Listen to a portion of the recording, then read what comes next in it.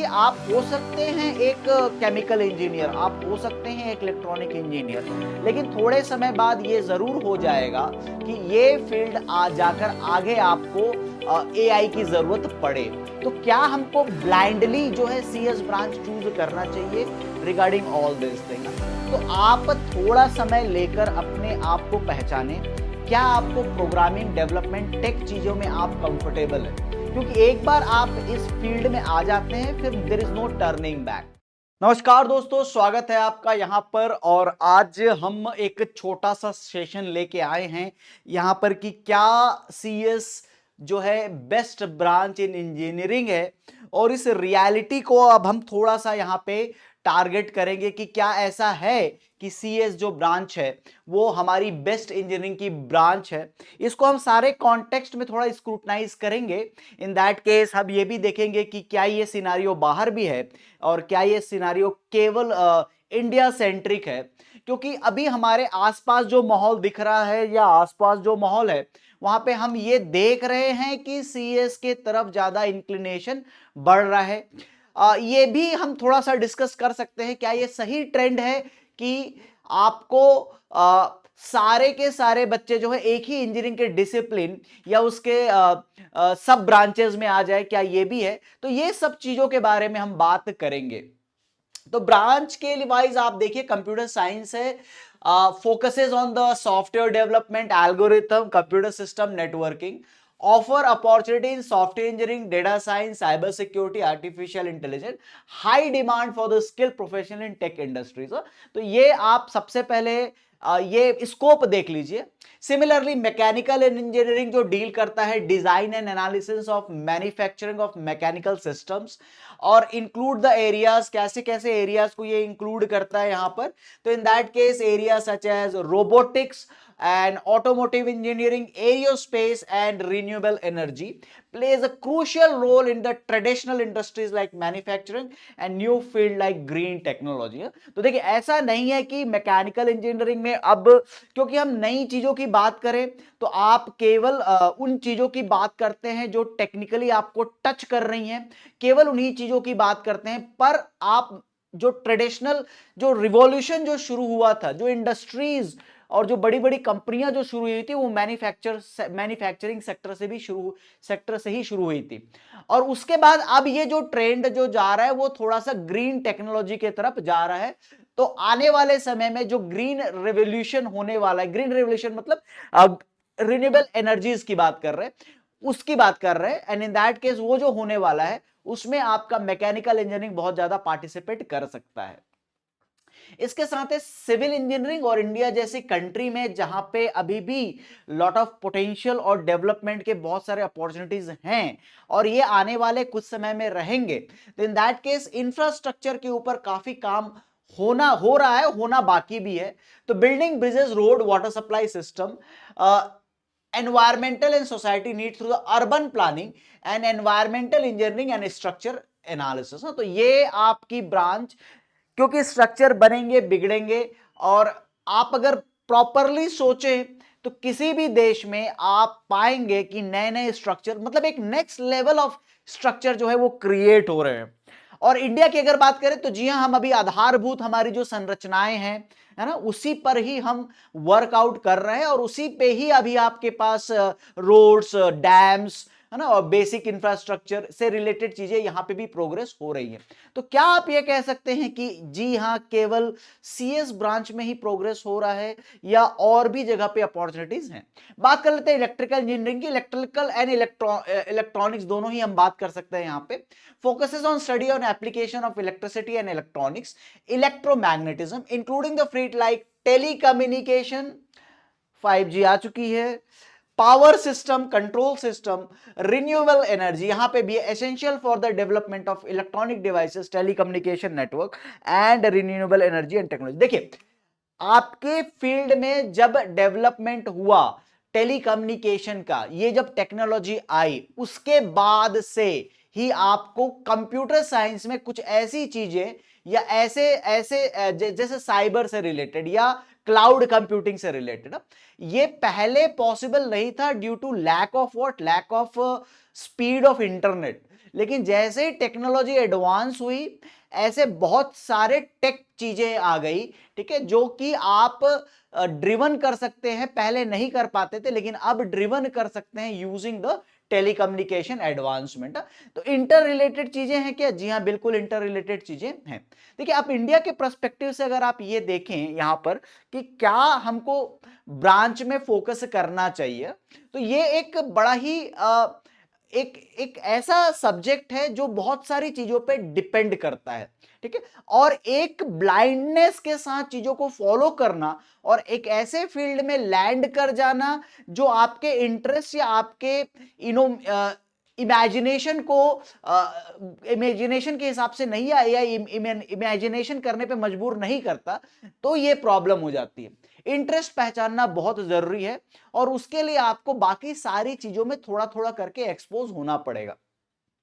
तो फील्ड जब हम चूज करते हैं, इन दैट केस इंजीनियरिंग तो आपने चूज कर ली, उसके अलावा भी देयर आर मेनी थिंग्स जो आपको ये डिसीजन लेने पे मजबूर करती है। तो क्या क्या परसेप्शंस रहते हैं? तो पहली है जॉब अपॉर्चुनिटीज, ठीक है। तो अगर मैं थोड़ा सीएस के पर्सपेक्टिव से बात कर रहा हूं, फिर हम आगे बढ़ेंगे धीरे धीरे डिफरेंट पर्सपेक्टिव में। मैंने सारी ब्रांचेस की बात की कि क्या क्या एडवांसमेंट यहां पे हो रहे हैं।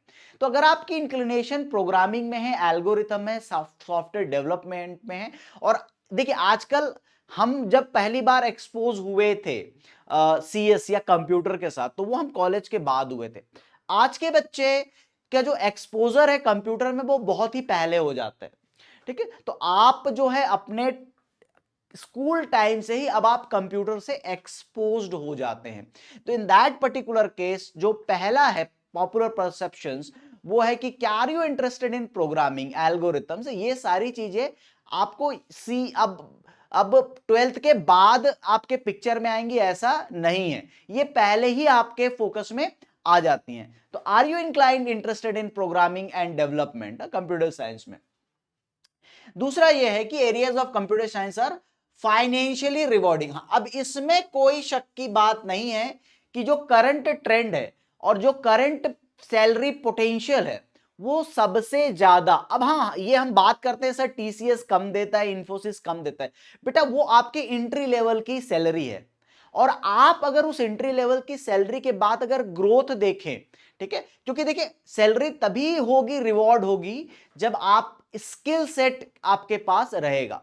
तो स्किल सेट के हिसाब से ही सैलरी डिसाइड होती है। तो एंट्री लेवल भले ही कम हो, लेकिन over the period of the time 5 या 7 साल की जर्नी आपके सैलरी को स्टिफ ले जा सकती है। तो फाइनेंशियली रिवॉर्डिंग तो है। In that case software engineering, data science and the cyber security जो करंट ट्रेंड चल रहे हैं, इन दैट केस आप भी पाएंगे इन दैट केस कि ये जो एरिया है ये फाइनेंशियली रिवॉर्डिंग तो है। तो एक तो आपका इंटरेस्ट होना चाहिए, दूसरा फाइनेंशियली रिवॉर्डिंग तो है।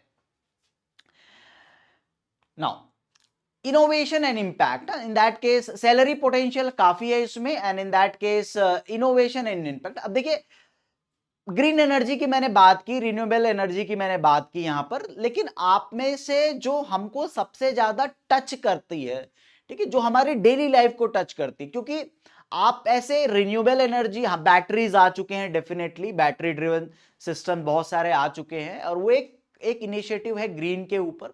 वो थोड़ा डिबेटेबल है वो कितना ग्रीन है या उससे एनवायरनमेंट में क्या इंपैक्ट पड़ता है, वो थोड़ा डिबेट का इश्यू है, पर ये कहा जा रहा है कि because of less emission of CO2 वो ग्रीन के तरफ है।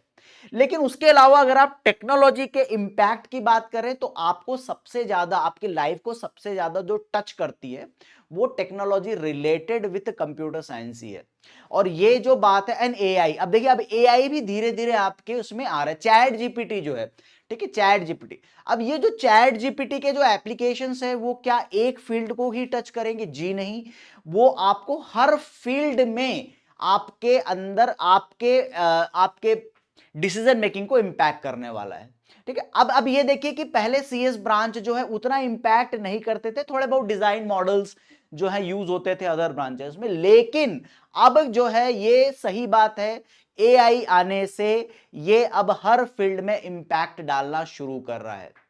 तो नाउ अब आप ये देखिए, आप हो सकते हैं एक केमिकल इंजीनियर, आप हो सकते हैं एक इलेक्ट्रॉनिक इंजीनियर, लेकिन थोड़े समय बाद ये जरूर हो जाएगा कि ये फील्ड आ जाकर आगे आपको एआई की जरूरत पड़े, और आपको जो है, जैसे अब कंप्यूटर एक मैंडेटरी अंडरस्टैंडिंग थी, वैसे ही एआई को यूज करना, ना कि एआई डेवलप करने की बात नहीं कर रहा हूं मैं, एआई यूज करना आपको सीखना पड़ेगा। तो टेक्नोलॉजिकली ये आपको टच कर रहा है, ये field artificial intelligence, machine learning, ये टच कर रही हैं। और जो डिजिटल ट्रांसफॉर्मेशन से जो पूरी दुनिया जो गुजर रही है, उसमें आप ये जरूर पाएंगे कि आपके लाइफ में आपको टेक आना ही चाहिए, आपको यूज करना आना ही चाहिए, बिकॉज ये अब एक नेसेसिटी बन चुकी है रिगार्डिंग दिस। तो सीएस आपको टच करता है, किसी भी फॉर्म में करे, इसमें कोई डिनायबिलिटी नहीं है। सबसे ज्यादा जो ब्रांच आपको टच करती है आपके डेली लाइफ को, that is your computer science only, और इनोवेशन भी वहीं पे हो रहे हैं यहां पर। ठीक है, सो इन दैट केस आपके पास ये सारे प्लस हैं in that case for CS.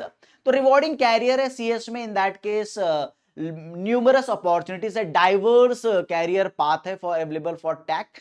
And ऐसा नहीं है कि कंप्यूटर साइंस है तो वहीं तक रहेगी, उसकी काफी सारी ब्रांचेस जो हैं वो भी ओपन हो चुकी है, जैसे सॉफ्टवेयर डेवलपमेंट में ले लीजिए, वेब डेवलपमेंट ले लीजिए, इन दैट केस फिर मशीन लर्निंग आ चुकी है, आर्टिफिशियल इंटेलिजेंस में फिर इमेज प्रोसेसिंग आ चुकी है, मॉडल फिटिंग आ चुका है। तो एक डाइवर्स, और उसके बाद भी और भी नई फील्ड, डेटा साइंस की फील्ड है, डेटा एनालिटिक्स की फील्ड आ चुकी है। तो इन दैट केस काफी डाइवर्स चीजें हो रही हैं। ठीक है, अपॉर्चुनिटी फॉर ग्रोथ। तो ग्रोथ अगर आप देखें तो ग्रोथ वाइज, जी हां, सीएस में हमें सबसे ज्यादा टच करने वाला है, और सीएस में ग्रोथ जो है, ग्रोथ अपॉर्चुनिटी सबसे ज्यादा मिलने वाली है। Now so in that case CS की कुछ और भी बात करें, overcoming the challenge developing specialisation, अगर आप कर रहे हैं सीएस ब्रांच में फोकस करते हैं तो high demand areas like cyber security, data science will stand out. Enhance the resume, gain experience, अगर आप सीएस में कर रहे हैं तो ये आपके लगेंगे। कंटिन्यूअस लर्निंग, जी हाँ, ये एक सबसे बड़ा जो चैलेंज हमारे पास रहता है, that is in this cases CS में जो मेन चैलेंज है कि आपको कंटिन्यूअस अपडेट करना पड़ेगा। ठीक है, एंड डेफिनेटली मैं अगर आप क्योंकि कई बार हमें उतना अच्छा एनवायरनमेंट हमारे बच्चों को नहीं मिल पाता, तो डेफिनेटली अगर आप टेक्नोलॉजिकली अगर एडवांसमेंट चाहते हैं बहुत अच्छा, और not regular technological but cyber security में कुछ करना चाहते हैं, या क्लाउड कंप्यूटिंग में कुछ करना चाहते हैं, डिस्ट्रीब्यूटेड कंप्यूटिंग में कुछ करना चाहते हैं, तो डेफिनेटली आप गेट के थ्रू एक प्रीमियम इंस्टीट्यूट में जाकर ये कर सकते हैं। ठीक है, तो देखिए ये मैं प्रो सीएस होके बात नहीं कर रहा हूं, मेरा जो पर्सपेक्टिव है कि सीएस से रिलेटेड चैलेंज है, क्योंकि सीएस सबसे ज्यादा टच कर रहा है, और वो टेक्नोलॉजी के थ्रू आपको टच भी कर रहा है, और आपके लिए अपॉर्चुनिटीज भी क्रिएट कर रहा है। तो इन दैट केस ये है, तो CS as a potential career, जी हां, ये रियलिटी है कि आपको सैलरी ज्यादा मिलेगी, आपको अपॉर्चुनिटीज ज्यादा मिलेगी, लेकिन उसके लिए आपका पैशन और इंटरेस्ट उस एरिया में होना चाहिए। तो क्या हमको ब्लाइंडली जो है सीएस ब्रांच चूज करना चाहिए रिगार्डिंग ऑल दिस थिंग? तो आप थोड़ा समय लेकर अपने आप को पहचाने, क्या आपको प्रोग्रामिंग, डेवलपमेंट, टेक चीजों में आप कंफर्टेबल है? क्योंकि एक बार आप इस फील्ड में आ जाते हैं, फिर there is no turning back. क्या आपको और भी इंटरेस्ट है? क्या आप mechanical related things, manufacturings, and जो न्यू टेक्नोलॉजी, जो रोबोटिक्स, एरियोस्पेस इंजीनियरिंग, क्या इसमें आपका, ऑटोमोबाइल, इसमें आपका इंटरेस्ट है? ये भी पहचानिए। क्या आपको चिप रिलेटेड डेवलपमेंट, या लो लेवल जो प्रोग्रामिंग है, या एम्बेडेड सिस्टम्स है, उसमें इंटरेस्ट है, इलेक्ट्रिकल एंड इलेक्ट्रॉनिक्स, डिस्ट्रीब्यूशन वाले पार्ट में? तो in that case are you interested in that? So in that case abundance है, in that case this. Now अब थोड़ा सा निगेटिव में चलें क्या, थोड़ा सा यहां पे ये बात भी करें क्या कि इन दैट केस आप जब एक डिसीजन लें तो आपको इंफॉर्मेशन होनी चाहिए। देखिए, सबसे पहले कुछ ऐसे लोग, बच्चे भी होते हैं जो चाहते हैं कि अपना कैरियर, जिनके लिए पीएसयू इंपॉर्टेंट है। ठीक है, पीएसयू इंपॉर्टेंट है, गवर्नमेंट जॉब इंपॉर्टेंट है। तो जो सबसे बड़ा जो मुझे सीएस में, ये जितने भी सेक्टर्स की हमने बात की, ये सारे प्राइवेट सेक्टर है।